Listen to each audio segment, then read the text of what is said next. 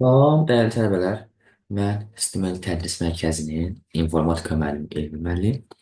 Bu gün sizlərlə 2025-ci ilin birinci cəhdində, yəni birinci şansını keçirilən informatika suallarının izahını verəcəm. Başlayaq suallarımıza. Demək, bizə deyilir. Düstur sətrində yazılmış countif C1 və C4 diapazonunda 20-dən böyük olan funksiyanın təyinatı müəyyəndir. Ümumiyyətlə, biz əvvəl bilməliydik ki, bu countif funksiyası nə işə həyata keçirilir?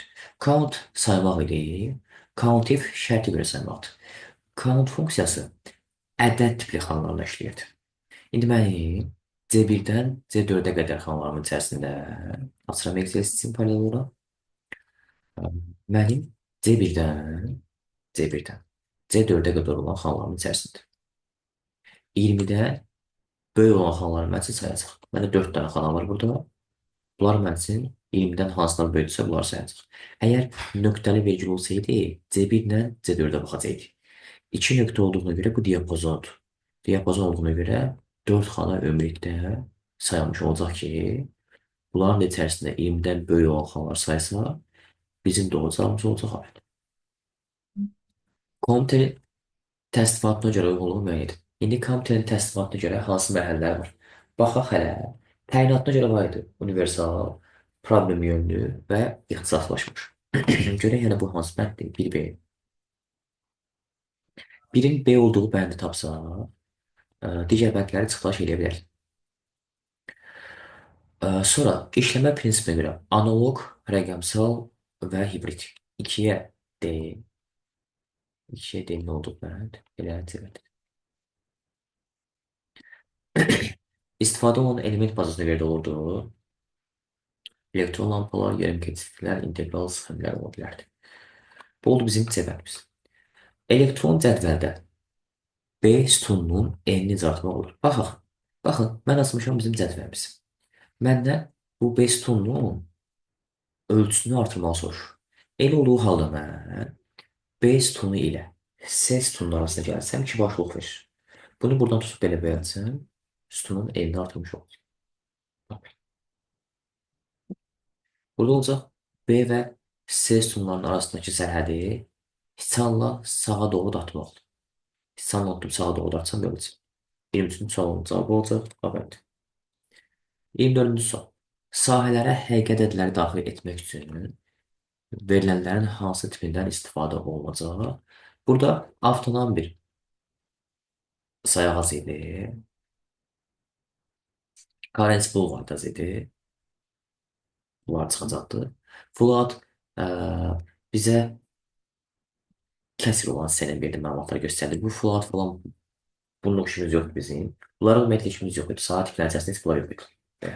Bizə həqiqət ədədlər deyiləndə var idi, bu da number. Ton ədədlər bizə göstərmiş olacaq, həqiqət ədədlər göstərmiş olacaq. Bunlar ümumiyyətlə saat tiplərin içərisində yox idi.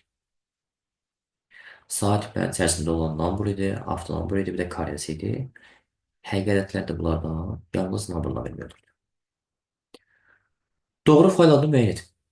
Biz bilirdik ki, fayl adında ulus, sual, dırnaq, böyükdür, kiçikdir, düz xətt, tərs siləklər və iki nöqtəni qoya bilməzdik. Doğru olmazdı.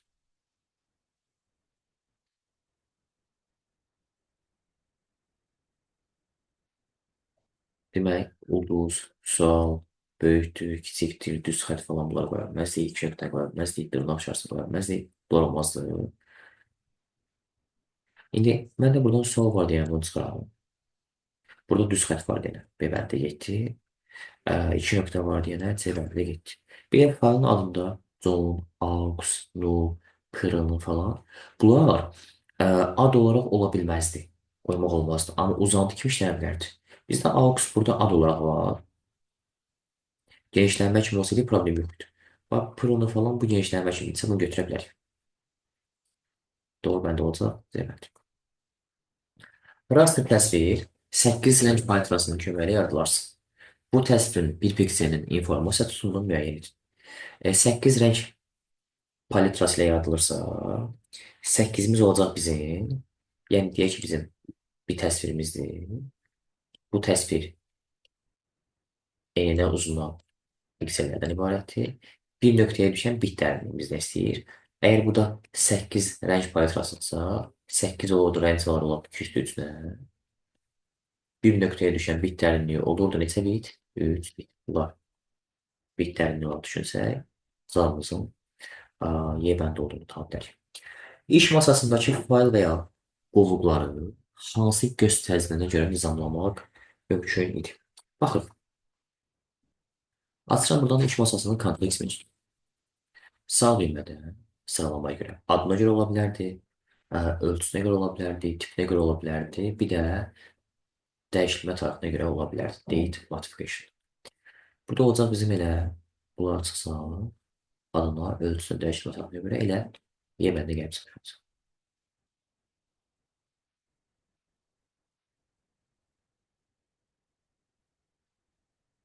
28-ci suala baxsaq, deyir ki, uyğunluğu müəyyən edin. Biz bu x-in yerinə verilən bəndlərdən hansıları qoya bilərik ki, bizim bu tənliyimiz onluğa çevriləndə 16-lığı 180 alaq, ikili say sistemdə olan ədədi onluğa çevirsək 49 alaq və belə-belə bunları həll edirik. Gəl bax, 28-ci sual. Buradan B, x-in yerinə qoyuram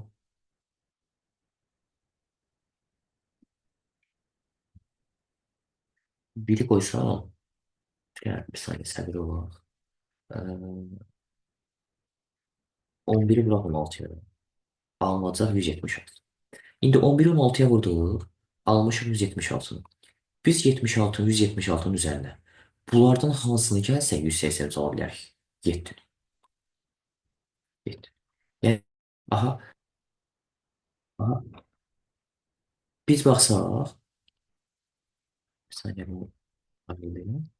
Aha, biz baxsaq, burada BX 16-lıqdadır. Biz bunu gətirməliyik 10-luq. Və fikir versəniz, bunlardan B-ni, yəni 11-i 16-ya vuranda 176 edir. Mən 176-nın üstünə neçə gəlsin bunlardan 180 çala bilərəm, 7-ni gəlsin ola bilər. İndi bunu çevirsən, 10-luğa gətirsən, 11 vur 16, 11 vur 16 üstü 1. Üstə gəlsin, bunların başına 0 yazmalıydı. 7 vurulsun 16 üstü 0. 16 üstü 0 1 demək idi. Bunlar toplasam alarım 183. 183 alır. İndi 1-ə yerin olduğu bəndləri saxlayırıq, qalanların çıxdığı şeydir. Bax belə. Burada da qüvvətlər qaydasından istifadə eləsəm, rahat hesablama olmalıdır. Gəlirəm bunu buradan yazıram. 1, 1, 0, bura boş olsun, bilmirəm nədir. 0, 1. İndi qüvvətlər qaydasında ikilikdədir. Bunu ola gətirməliyim. Yazacağım 1, 2, 4, 8, 16 və 32. 32. İndi 32-nin üstünə 16 gəldi 48. Üstə 1 gəldi 49. Yəni mən 49-u burada verilən ədədlərini ala bilərəm də. Bir də burada 4 toplamağa ehtiyac yox, olmadı. Ona görə 4-ün olduğu qüvvətin üstünə 0 yazdım. Yəni bu x-in yerində 0 olsa mənə kifayət edir. Cavabım elə 49 alsın. 2 olacaq bizim D bəndimiz. 1-ə Y, 2-ə D-nin olduğu bənd elə C bənd.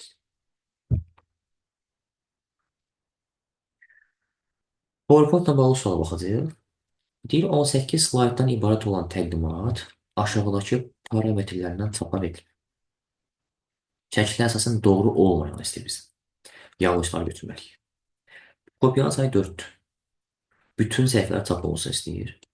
1A4-ə 4 vərəq yerləşəcək. Boz rəngdə çap olunacaq. Bir də dəstələnmişdir. Baxırıq. Deyir təqdimatın çap olunması üçün 20 ədəd A4 vərəqi tələb olunacaq. İndi baxaq buradan. Bizdə görək 18 idisə, 18-in 4 dənəsi burada birləşəndə 4 yarım 5-i qalır. 5-i 4-ə vuranda 20 edir. Bu düzdür. Amma məndən yanlış istəyirdi. Deməli, 1 doğrudursa 1-ləri çıxır. Doğru açıq. Qaldıq növbəti variantlar arasında. Baxaq buradan bir dənə biz. 2 hamısında var. 5-ə baxaq. Kitabın təqdimat kitabı vərəqi formasında saxlanılacaq. Baxaq, bu kitab deyil. Bu landscape çevrilib. Bu yanlışdır. İkini götürəcəyik. İkini götürəcəyik. Təqdimat boz rəngdə saxlanılacaq. Bu boz rəngli deyənə, bu doğrudur. Bizdən yanlış istədiyənə 3-ü götürməyəcəyik. 3-ün səhv olduğu variantı çıxırıq buradan. İlk vərəqdə təqdimatın birinci slaydına 4 nüsxədə çap olunacaq. İlk vərəqdə təqdimatın birinci slaydı 4 nüsxədə çap olunacaq. Baxın bir dənə buna mən. Görün. İlk vərəqdə bizim bir vərəqimizə 4 e, slayd yerləşəcək. Yəni bizim bir təqdimatımıza 4 slayd yerləşmiş olacaq. Bu səhvdir. Deyir ki, ilk vərəqdə təqdimatın birinci slaydı 4 nüsxədə çap olunacaq. Birinci slayd 4 nüsxədə çap olmayacaq. Bu səhvdir. Bunu götürəcəyik.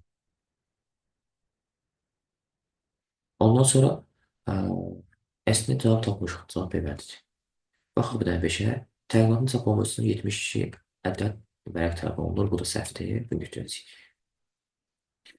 İlk vərəqdə təqdimatın ilk 4 slaydı çap olunacaq. Bu doğrudur. Bizdən yanlışlar istədiyənə 2, 4, 5. PX setup lent qrupu hansı lent tablında yerləşir? Insertdə deyil, referensdə deyil, view'da da deyil, onda da deyil. Cavab C-bəndə deyil. Gəlin sizə göstər. Açıram buna Word proqram. Word-ün layout tabına daxil olsam, buradan PX setup qrupunu burada görmüş olacaqsınız. PX setup burada yerləşmiş olur. İlkin proqramın maşın dilində çevirən proqram sayılır. Çevirici, translator. Translator özü iki hissəyə bölünürdür. Interpretatora, bir də kompilator. Yeni təqdimatın yaradılması üsullarını müəyyən edin. Baxsan buradan bizim təqdimatımız klaviaturun Ctrl M düyməsi yeni slayd yaradır. Bir səhvdir. Bir səhv olan variantlar çıxsa, qalırıq aynı an Y bəndi arasında. Fayldan yarada bilərdik. 2 düzdür. 2 burada da var, orada da var. Insertdən new slide yaratsaq biz yeni slide yaratmış olacaq. Təqdimat yaratmaq. 3 səhvdir. Cavabımız olacaq. PowerPoint açıram. Yeni təqdimat yaratmaq üçün yoldaşlar, mən fayldan new'dan istifadə edə bilərəm. Buradan blank presentation alırsam, buradan təqdimat yaratmış olacaq. Və yaxud da quick access-dən buradan yarada bilərəm. Və ya qısa yol düyməsində Ctrl N düyməsidir. Qısa yol düyməsində Ctrl N düyməsidir. 2, 5, 6. 256 Hz diskretləşdirmə tezliyi ilə 2 kanallı stereo audio yazılır. İndi 256-nı mən 2 kanallı ilə göndərəcəyimsə əgər, bunu vururam ki, birinci mərhəlimiz. Vururam ki. Səs yazmada 32 səviyyəli diskretləşdirmə ilə aparılacaq. Yəni, diskretləşmə tezliyi 5 bitlə aparılacaq. 32 səviyyəlidir. 5 bit. Bunu vururam.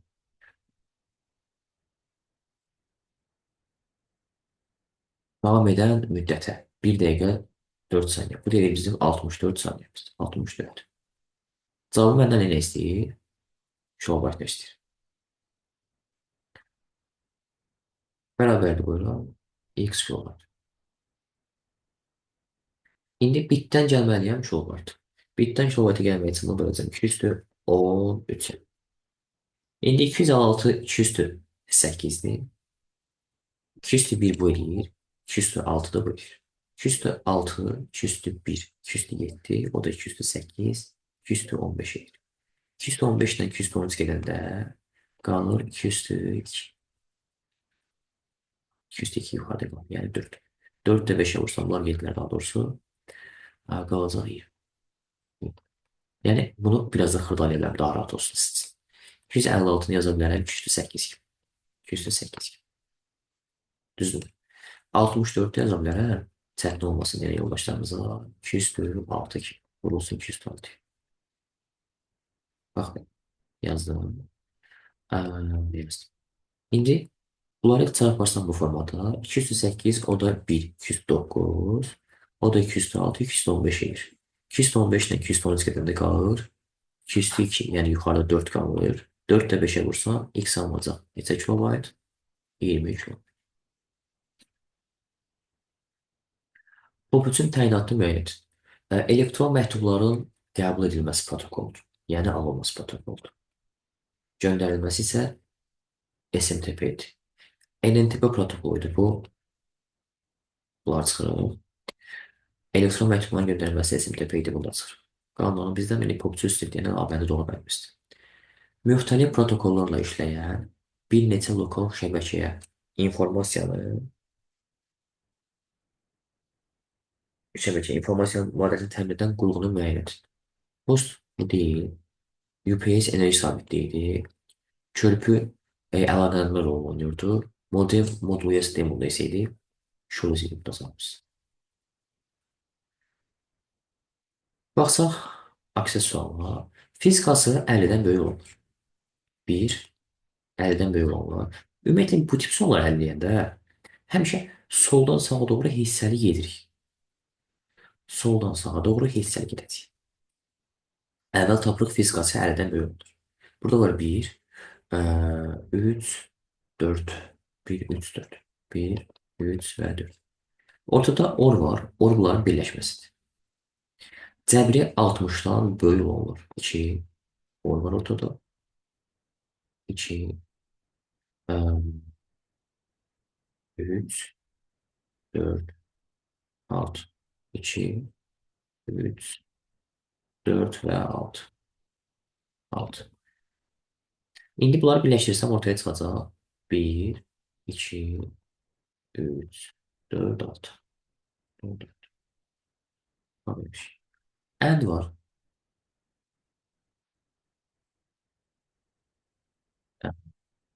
Kimyası 55-dən böyük olur. Kimyası 55-də o böyük olmalı. 3'dür.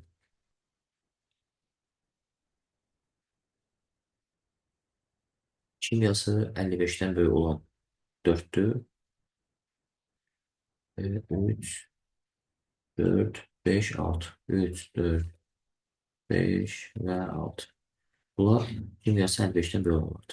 Bir də bunların da birləşdirilməsi var. Oradan birləşibdir. Kimyası 55'ten böyük olsun. Biyologiyası 70'ten kiçik olsun. Biyologiyası 70'ten kiçik olan 2, 70'ten kiçik olan biyologiyası 4 və 6. İndi bunları da birləşirsən, ortaya çıxır 2, 3, 4, 5, 6. 5 və 6. İndi bax, bunları həll eləmişik. Buranı silə bilərəm artıq. Buranı da silə bilərəm artıq.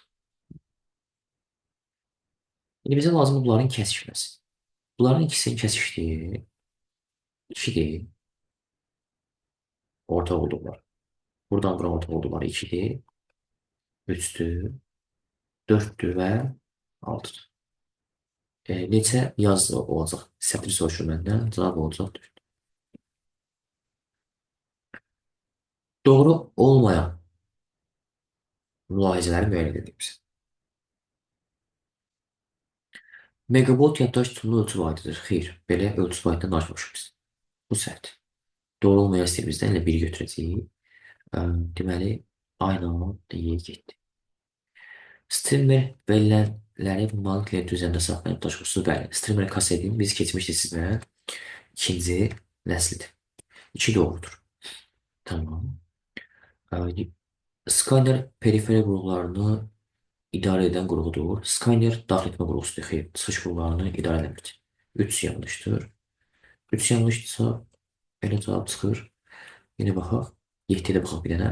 Plotter giriş qursudur. Plotter giriş qursu deyildi. Plotter çıxış qursu idi. Printerin böyük forması idi.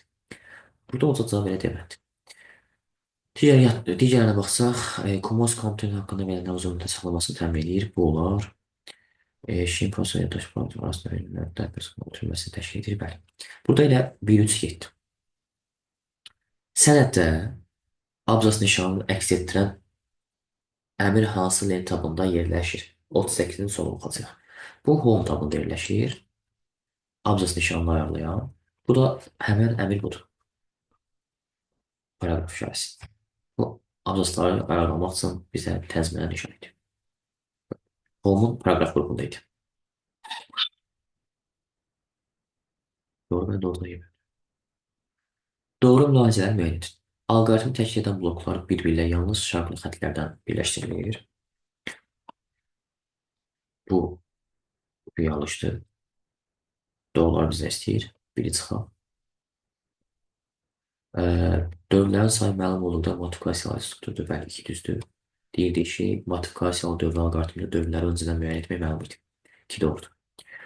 Psevdo kodda formal dillərə xas olan əmrlər yazışı üçün ciddi sintaksis qaydaları yoxdur. Bəli, psevdo kodlar yalnız kodlar edilir. Burada xüsusi sintaksis qaydalar yoxdur.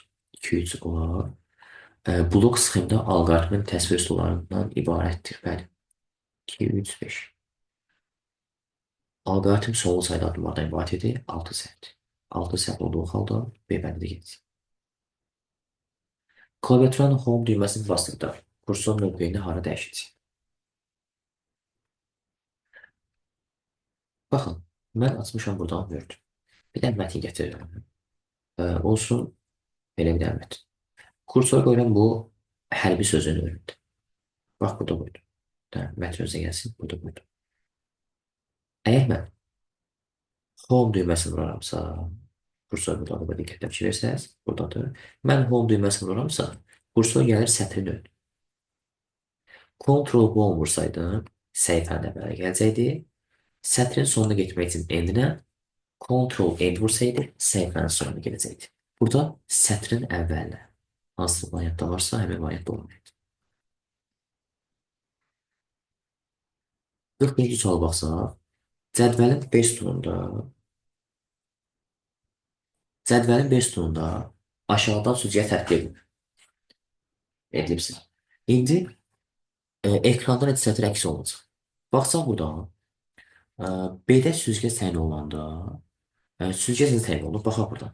Qırıq cərzən böyüklərdir. 40-dan böyük olanlar mənə göstərsin. Bir də or var burada. Or bunların birləşməsidir. Və 30-dan kiçik olanlar mənə göstərsin. İndi baxaq.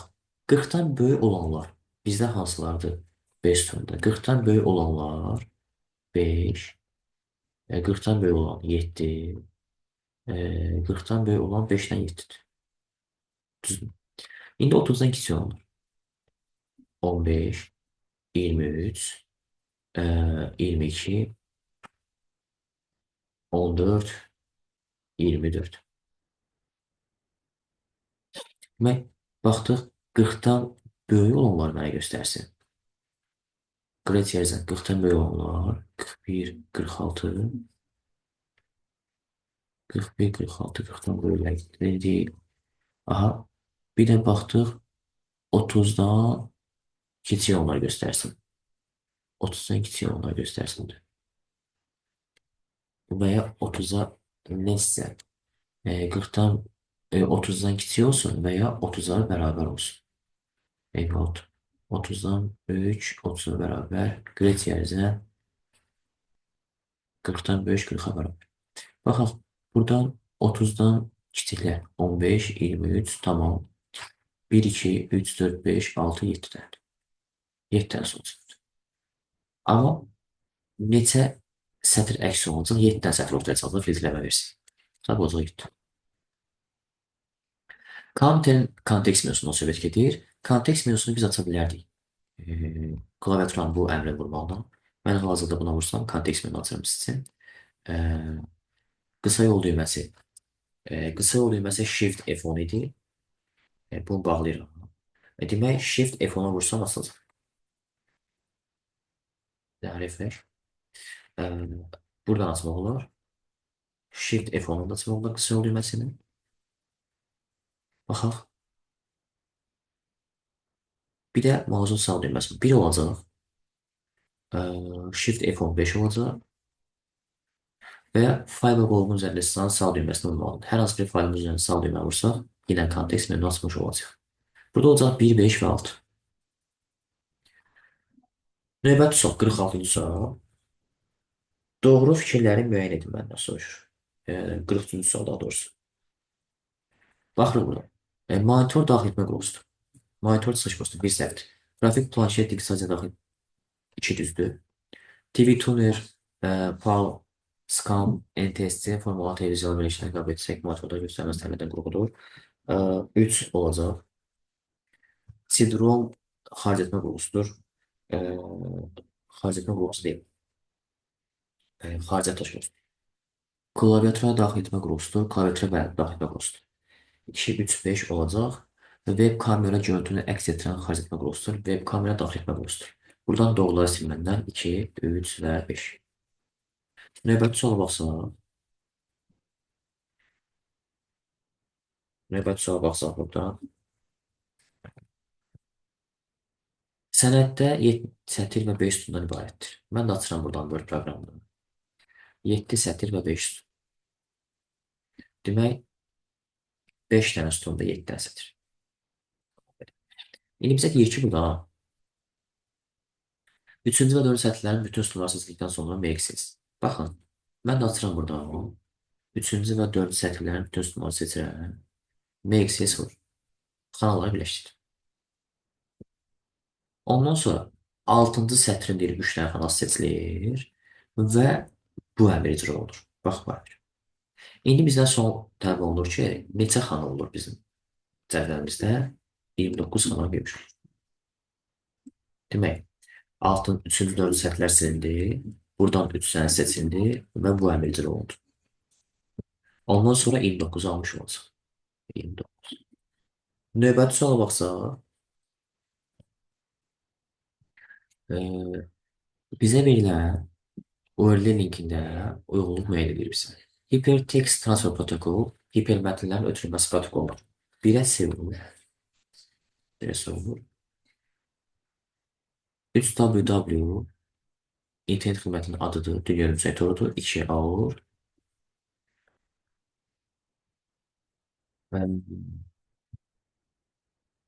bdd.background.az da olacaq bizim. Kompüterin domain adı. 3-də belə dəyərli tələbələr, qarşıdakı imtahanda hər birinizə uğurlar arzulayıram. Sağ olun, özünüzə.